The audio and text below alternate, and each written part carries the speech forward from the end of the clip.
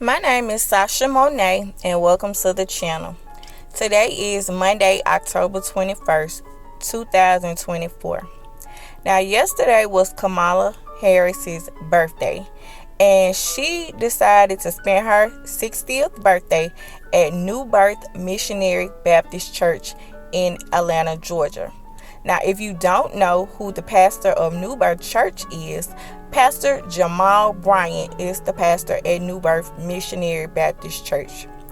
Now, I find it quite strange that Kamala decided to spend her birthday at a Baptist church, considering the fact that she is not a Christian, and I believe she's a Buddhist, if I'm not mistaken. But she decided to spend her birthday at that church, which is a predominantly black church. I find it quite interesting because just a few days ago, Kamala had this to say at a rally. Wade, and they did as he intended. Oh, you guys are at the wrong rally.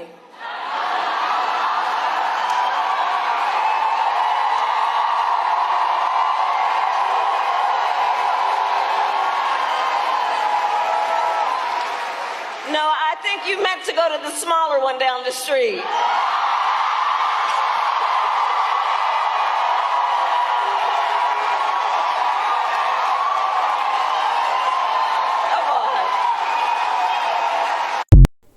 Forgive me, I said that Kamala Harris is a Buddhist, but if I'm not mistaken, actually she is of the Hindu religion, so forgive me for that. But if you're anything like me, I did not want to take it for certain that the person in the crowd said Jesus is Lord or Jesus is King. So I went on the news to verify if that's what the person in the crowd actually said. And yes, so I have that here for you now so you can hear for yourself. They yelled out, Jesus is Lord. Jesus is Lord. And then she says, you're at the wrong rally. Which is a weird response, knowing that that was your heckle, if it was a heckle. And then it happened to J.D. Vance. Some students or people in the audience yelled, Jesus is King. Did you tape both of those? I have them both, and I put them together with my edit machine in my office. You're good. Here we go. We remember Donald Trump hand-selected 3 members of the United States Supreme Court with the intention that they would undo the protections of Roe v. Wade, and they did as he intended. Oh, you guys are at the wrong rally. No, I think you meant to go to the smaller one down the street. There is something really bizarre with Kamala Harris's anti-Christian rhetoric and anti-Christian approach to public policy. I don't think that we've, that's right, Jesus is King, and I don't think that we've seen. Here's the problem with this. I think the day before, you had the pro-Palestinian people, that the pro-Hamas folks that were in her rally. And she kicked them out, true. But then she said after, well, let's be clear, these kids have a point here. I stand with the people in Gaza. Compare that and contrast that to what she did there when those young people were saying Jesus is King. She didn't kick them out and say, well, they have a point, Jesus is King. I mean, she professes to be a woman of faith and everything. Seems like a layup. You can kick them out and still say, I stand with. But to then say, you're at the wrong rally, I think Jesus should be welcome at Democrats' rallies as well. If she heard what they were saying, and if they were screaming that out, and it was crystal clear, and she still said that, I was shocked that any politician would put down the number one religion in our country and someone yelling out something that's true and so personal to many of us. Also, J.D. Vance was bartending over the weekend, too. Yeah, he was. So, I like they're blue-collaring it, Trump and J.D. Vance over the weekend. But that just shows you the difference, right, Brian? I mean, yeah, for many of us, at a Packers game. No, but for many of us, our faith is so important. And when you yell out, Jesus is Lord, and she says, you're at the wrong rally, and then the other candidate is saying, you're right, Jesus is King. Now that we know for certain that that is indeed what Kamala said, I want to say this to all of the Christians. If you call yourself a Christian or a follower or a believer, a follower of Jesus Christ or a follower of the Most High God of the Bible, you should be absolutely offended and appalled at what Kamala said. In the same day or a few days before she attended the church, she said that, oh, you're at the wrong rally. I think she attended the church service in the same day that she said that. I'm not for certain, but however, the timeline, she said it. So if you call yourself a Christian, you should be offended at what she said. And all of the people who are voting for this woman, if you are a believer, you should be offended, you should be appalled, and you should not be voting for this woman. She does not love God. She is not a child of God, and she is letting you know who she serves. And she does not serve the God of the Bible. Know that. That is for sure. Now, if you don't know who Pastor Jamal Bryant is, he is the pastor of New Birth Church in Atlanta, Georgia, a mega church. And I have some opinions and some thoughts about him, but he is definitely a false teacher, and he is one of those pastors that the Bible warns us of, that how pastors would be in the last days. Check him out. Looking for people that smell like weeds. No, really. New Birth is the largest land-owning black church in America. And so my position to my deacons is, why aren't we not raising cannabis? I'll be able to bring in black males. They're able to do it legally. I'm teaching them farming. Oh my God. I'm helping them to enhance the ecosystem. This is the kind of conversation. So if the guy, black boy in Bankhead, said they growing weed at the church, where do I join? Yes. I don't need no pamphlet for him. Beloved, believe not every spirit, but try the spirits to see whether they are of God, because many false prophets have gone out into the world.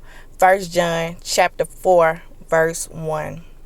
Now, Black America, I don't know how long y'all gonna let this lady play in y'all face, but she is just pandering to black people. She is not a black woman. She does not identify as a black woman, and she does not care about black people. She is just using y'all to get y'all vote. So if I was y'all, I would not vote for her, because if you do, it will be to your own demise and to your own destruction.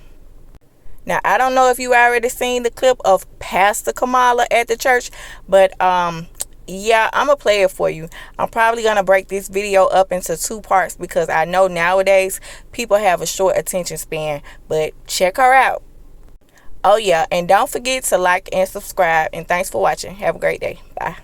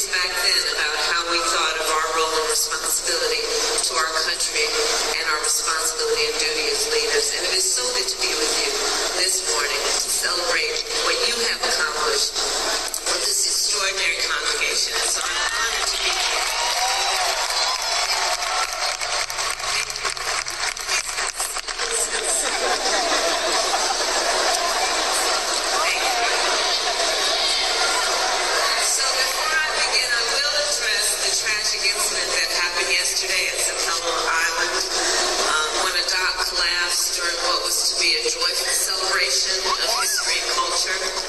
And while we are still gathering information, we know that lives were lost and many were injured. And so my heart, as I know for all of us, goes out to those who were impacted. And I thank all the first responders who acted so quickly. And of course, our administration has been in touch with state and local officials to offer any needed support. And I know on behalf of all of us here that we pray for all of those who were affected.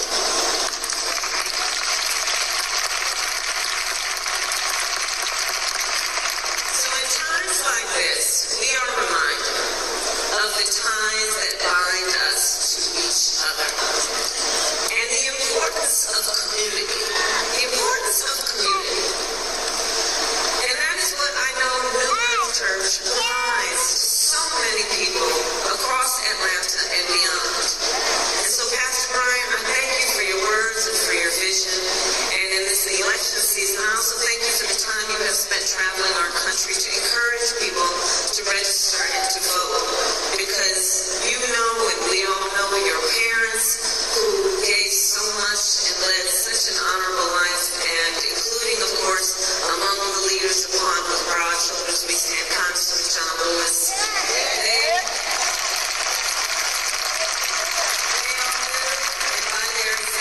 They taught us that faith and good works go hand in hand. And that is especially true when it comes to protecting our sacred right to vote and getting souls to the polls. And I thank everyone for all you are doing in that regard. And I am truly honored to be in the presence of so many extraordinary leaders, including my pastor, Reverend Dr. Amos C. Brown, Third Baptist Church in San Francisco.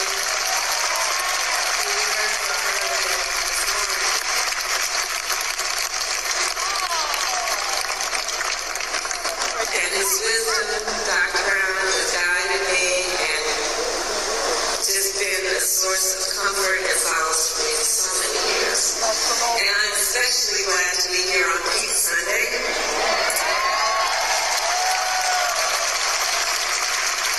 As some of you may know, my mother was a breast cancer researcher. She was one of the very few women, and fewer even women of color, who was engaged in studying breast cancer. And she had two goals in her life: to raise her two daughters, my sister Maya and me, and to end breast cancer. It was God's work. And so today, of course, that has personal significance for me.